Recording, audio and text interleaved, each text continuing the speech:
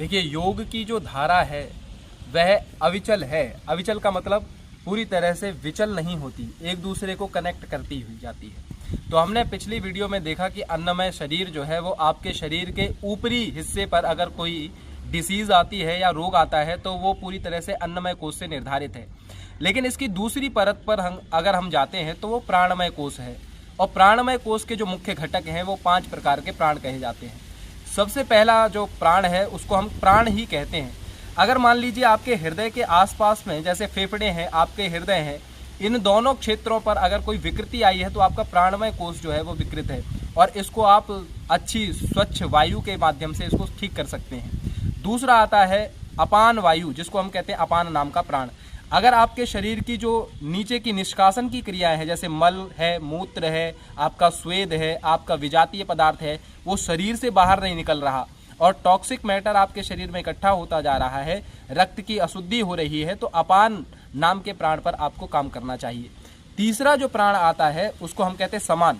समान प्राण है गुदे प्राणः और समानो नाभि मंडले, नाभि के आसपास में इसका क्षेत्र माना गया है। तो आप भोजन बहुत खाते हैं लेकिन फिर भी आपका वजन घट रहा है और वजन ज़्यादा नहीं बढ़ता, तो मतलब है कि आपके नाभि के क्षेत्र वाला जो प्राण है वो विकृत हो चुका है।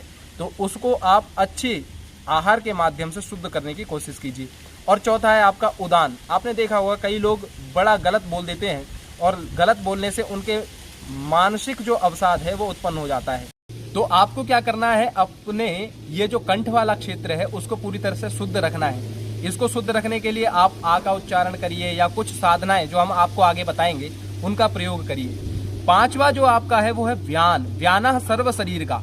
अब आपको ये एक ऐसा टॉनिक दिया जा रहा है कि आप मान लीजिए आपको यह समझ में नहीं आ रहा कि ये प्राण विकृत है, अपान विकृत है, समान विकृत है, उदान विकृत है, तो आप व्यान पर काम करिए।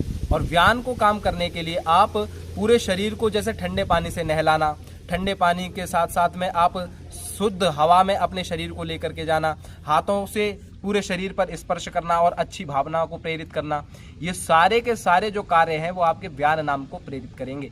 और ये अगर आपके ठीक हो गए तो आपका प्राणमय कोश जो है वो पूरी तरह से स्वच्छ हो जाएगा और प्राण से संबंधित, श्वासों से संबंधित, आपके फेफड़ों से संबंधित, आपके हृदय से संबंधित, आपकी नाड़ियों से संबंधित सभी प्रकार के जो कोश हैं वो पूरी तरह से शुद्ध होते चले जाएंगे। हरिओम।